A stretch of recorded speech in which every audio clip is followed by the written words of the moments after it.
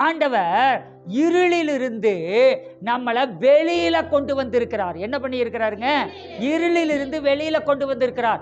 1 பேதுருவின் புத்தகம் 2ஆம் அதிகாரம் 9ஆம் வசனத்துல நாம பார்க்கிறோம், நீங்களோ உங்களை அந்தகாரத்தினின்று தம்முடைய ஆச்சரியமான ஒளியின் இடத்திற்கு வரவழைத்தவருடைய புண்ணியங்களை அறிவிக்கும்படி தெரிந்து கொள்ளப்பட்ட சந்ததியாயும் ராஜரீகமான ஆசாரிய கூட்டமாயும் பரிசுத்த ஜாதியாயும் அவருக்கு சொந்தமான ஜனமாயும் இருக்கிறீர்கள்.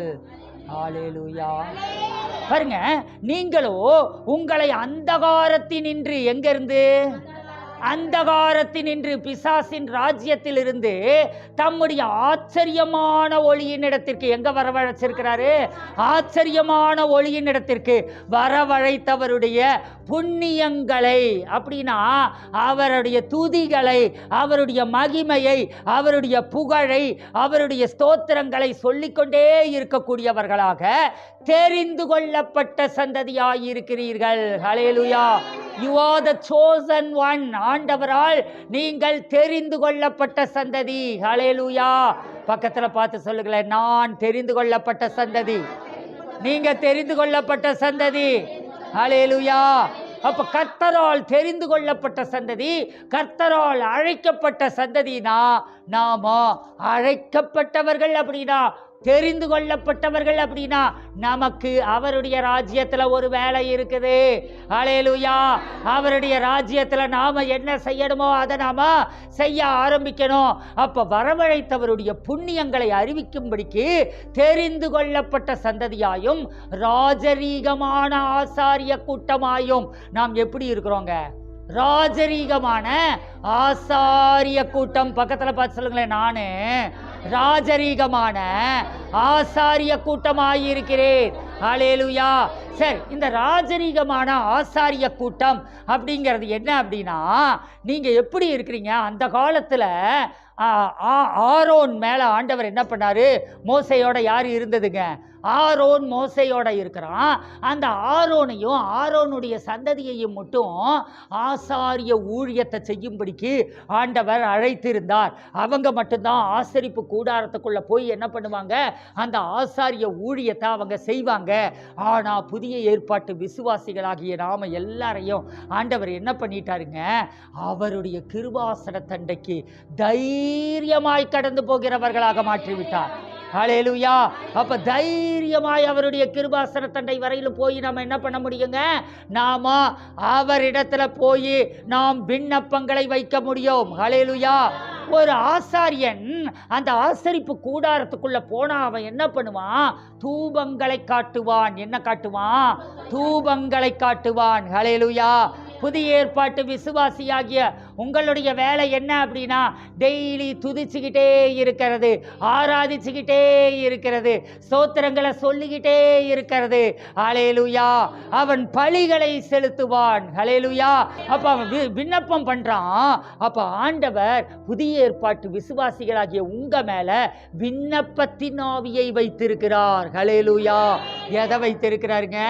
விண்ணப்பத்தின் ஆவியை வைத்திருக்கிறார். அப்ப புதிய ஏற்பாட்டு விசுவாசி யாருமே எனக்கு ஜெபிக்கிற ஊழியம் கிடையாது அப்படின்னு நாம சொல்லவே முடியாது. ஒவ்வொருத்தரையும் உனக்காக மட்டுமல்ல, உன் குடும்பத்திற்காக மட்டுமல்ல, நீ என்ன பண்ணணும்? எல்லாருக்காகவும் ஜெபிக்கிற ஒரு ஊழியத்தை கர்த்தர் வைத்திருக்கிறார். ஹல்லேலூயா. என்ன பண்ணிடுறாங்க ஜனங்க?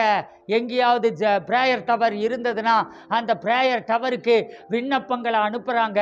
விண்ணப்பங்களை அனுப்பி நீங்கள் ஜெபம் பண்ணிக்கோங்கன்ட்டு இவங்க என்ன பண்ண மாட்டாங்க? சொல்லுங்களேன். ஜெபம் பண்ண மாட்டாங்க. அப்புறம் யாராவது ஊழியக்காரங்க கிடைச்சா அவங்கள, பாஸ்டர் எனக்காக நீங்கள் உபவாசம் இருந்து ஜெபம் பண்ணுங்க பாஸ்டர். நீங்கள் என்ன பண்ண போகிறீங்க? நான் பிரியாணி சாப்பிட்டு நான் நல்லா படுத்து தூங்குறேன்.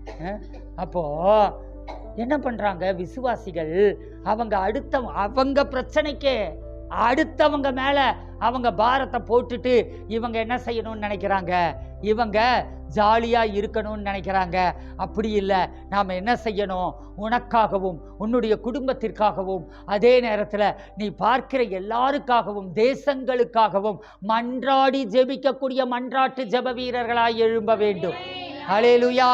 அந்த மன்றாட்டின் ஆவிய ஆண்டவர் என்ன பண்ணியிருக்காருன்னா இந்த ராஜரீகமான ஆசாரிய கூட்டமாகிய உங்க மேலதான் வச்சிருக்கிறாரு. ஹல்லேலூயா. பக்கத்துல பார்த்து சொல்லுங்களேன், ராஜரீகமான ஆசாரிய கூட்டமாகிய உங்க மேலதான் ஆண்டவர் மன்றாடி ஜெபிக்கக்கூடிய மன்றாட்டு ஜெபாவியை வைத்திருக்கிறார். ஹல்லேலூயா. சத்தமா ஒரு ஹல்லேலூயா. பரிசுத்த ஜாதியாயும் அவருக்கு சொந்தமான ஜனமாயும் இருக்கிறீர்கள். எப்படி இருக்கிறீங்க? நீங்க தாங்க இந்த உலகத்திலேயே பரிசுத்த ஜாதி. ஹல்லேலூயா. ஏன்னா இயேசு கிறிஸ்துவின் இரத்தத்தினால் கழுவப்பட்டவர்கள் அத்தனை பேரும் அவர்கள் பரிசுத்த ஜாதிகளாய் இருக்கிறார்கள். கொரிந்து பட்டணத்துக்கு எழுதினா கூட, கொரிந்து பட்டணத்துல நிறைய பாவங்கள் இருந்தது. கொரிந்து பட்டணத்துக்கு ஒரு நிருபம் எழுதினா கூட பவுல் என்னென்ன ஆரம்பிப்பாருன்னா, இந்த பட்டணத்துல இருக்கக்கூடிய பரிசுத்தவான்களுக்கு அப்படின்னு ஆரம்பிப்பாரு. அப்படின்னா என்னன்னா, ஆண்டவர் நம்மளை எப்படி பார்க்கிறார்னா, இயேசுவின் இரத்தத்தினால் கழுவப்பட்டவன் அத்தனை பேரும் பரிசுத்தவான். ஹல்லேலூயா. நீ இன்னும் கிரியையின்படி நீ பாவத்தில் வாழ்ந்து கொண்டிருக்கலாம், ஆனா நான் உன்னை பரிசுத்தவானா தான் பார்க்கிறேன்.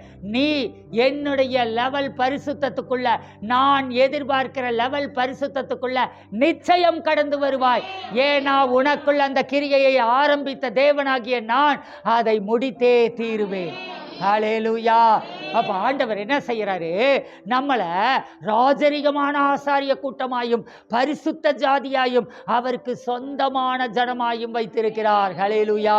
அவருடைய சொந்த குமாரர்களாக, சொந்த பிள்ளைகளாக அவர் நம்மை வைத்திருக்கிறார். ஹல்லேலூயா. சத்தமா ஒரு ஹல்லேலூயா. பக்கத்துல பார்த்து சொல்லுங்களேன், அவர் நம்மளை சொந்த குமாரனாகவும் சொந்த பிள்ளைகளாகவும் அவர் வைத்திருக்கிறார். ஹல்லேலூயா. அப்ப அவருடைய பிள்ளையாய் இருக்கிறோம். அவருடைய பிள்ளையாய் இருக்கிறோம்னா, அவர் ஒரு ராஜானா நாமளும் என்ன பண்ணணுங்க? அவருடைய ராஜ்ய பாரத்தை ஏற்றுக்கொள்ள வேண்டும். எதை ஏற்றுக்கொள்ளணும்? ராஜ்ய பாரத்தை ஏற்றுக்கொள்ள வேண்டும். நான் ஒரு ராஜா அப்படின்ற ராஜா பிள்ளை என்ன பண்றான்? அப்படியே கெத்தா சுத்திட்டு இருக்கிறது இல்ல. அவன் என்ன பண்ணணும்? ராஜ்ய பாரம் அப்படின்னா என்னதுங்க? அந்த நாட்டை நல்ல விதத்தில் ஆட்சி செய்து கொண்டு போகிற ஒரு பாரம். அதுக்கு தான் ஆண்டவர் நம்மை அழைத்திருக்கிறார். அப்போ சபை மட்டுமல்ல, கர்த்தருடைய ராஜ்யத்தை நம்ம ஒரு கர்த்தருடைய அந்த பாரத்தின்படி, அவருடைய வாஞ்சையின்படி, அவருடைய விருப்பத்தின்படி நடத்தி கொண்டு போகிறவர்களாக, அதுக்கு தளபதிகளாக நாம் முன் செல்லுகிறவர்களாக இருக்க வேண்டும். ஹல்லேலூயா. சொல்லுங்க ஆண்டவரை பார்த்து, ஆண்டவரே, நான் அழைக்கப்பட்டவன், நான் தெரிந்து கொள்ளப்பட்டவன், நான் ராஜரீகமான ஆசாரியனாயிருக்கிறேன், பரிசுத்த ஜாதியாயிருக்கிறேன், உங்களுக்கு சொந்த ஜனமாயிருக்கிறேன். ஆண்டவரே, உங்க ராஜ்ய பாரம் எப்படி கர்த்தத்துவம் என் தோள் மேல இருக்குதோ, அதே மாதிரி தான் உங்க ராஜ்யத்தை நடத்துகிற அந்த பாரம் என் மேல இருக்குது. ஆண்டவரே, அந்த பாரம் என் தோள் மேல இருக்கக்கூடிய அந்த கர்த்தத்துவத்தை பயன்படுத்தணுங்கிற அந்த பாரம் என் உள்ளத்துக்குள்ள வரட்டும். ஆண்டவரே, என் இருதயத்துக்குள்ள வரட்டும். ஆண்டவரே, இயேசுவின் நாமத்தினாலே உமக்காக வாழ, உமக்காக எழும்ப கர்த்தர் எனக்கு கிருபை தாரும். ஹல்லேலூயா. அப்படியே எழும்பி நிற்போமா? அவருடைய பாரம் உங்களை இப்போ மூடுகிறது. Thank you Lord. நன்றி ஆண்டவரே. இயேசு கிறிஸ்துவின் ஜீவனுள்ள நாமத்தினாலே எல்லாரும் அப்படியே எழுந்து நின்று தேங்க்யூ லார்ட். ராஷ்யா காபாபா காபாபா பாபா. இயேசு கிறிஸ்துவின் ஜீவனுள்ள நாமத்தினாலே, இயேசு கிறிஸ்துவின் வல்லமையுள்ள நாமத்தினாலே இப்பொழுது அருமை பிள்ளைகளுக்குள்ளாக ஒரு பாரம் எழும்புவதாக. ஆண்டவரே, நான் அழைக்கப்பட்டவன், நான் தெரிந்து கொள்ளப்பட்டவன் என்கிற அந்த பாரம் எழும்பட்டும் என்று சொல்லி நான் சொல்லுகிறேன். இயேசு கிறிஸ்துவின் ஜீவனுள்ள நாமத்தினாலே நான் அழைக்கப்பட்டவன், நான் தெரிந்து கொள்ளப்பட்டவன் அப்படிங்கிற அந்த பாரம் ஒவ்வொருவருக்குள்ளாகவும் எழும்பட்டும். ஆண்டவரே, உமக்கு சொந்த ஜனம், சொந்த பிள்ளைங்கிற அந்த பாரம் ஒவ்வொரு ஒவ்வொருவருக்குள்ளாகவும் எழும்பட்டும் ஆண்டவரே. இயேசுவின் நாமத்தினாலே ஆண்டவரே உங்க பாரத்தை இப்ப எங்களுக்குள்ள வையுங்க. இயேசுவின் நாமத்தினாலே கர்த்தருடைய பாரம் எங்களுக்குள்ளாக எழும்பட்டும் ஆண்டவரே. அப்பா, உங்க ராஜ்யத்தை வழிநடத்தி போகிற அந்த பாரம், 30 லட்சம் இஸ்ரவேல் ஜனங்களை வழிநடத்தி கொண்டு போகிற பாரம் அந்த யோசுவாவுக்குள்ள வந்ததே, அந்த மாதிரி இந்த பூமியில அழிந்து போகிற ஆத்துமாக்களை நடத்தி கொண்டு போகிற அந்த பாரம் எங்களுக்குள் பெருக கர்த்தருடைய ஆவியானவர் உதவி செய்யும்படியாக நாங்கள் ஜெபிக்கிறோம். இயேசு கிறிஸ்துவின் ஜீவனுள்ள நாமத்தினாலே அந்த பாரம் எழும்புவதாக, ஜெப ஆவி எழும்புவதாக. இயேசுவின் நாமத்தினாலே ஒவ்வொருவருக்குள்ளாகவும் ஜெப அபிஷேகத்தை கட்டவிழ்கிறேன், ஜெப ஆவியை கட்டவிழ்கிறேன். ஜெப அபிஷேகம் ஒவ்வொருவரையும் தொடுகிறது. Thank you Lord.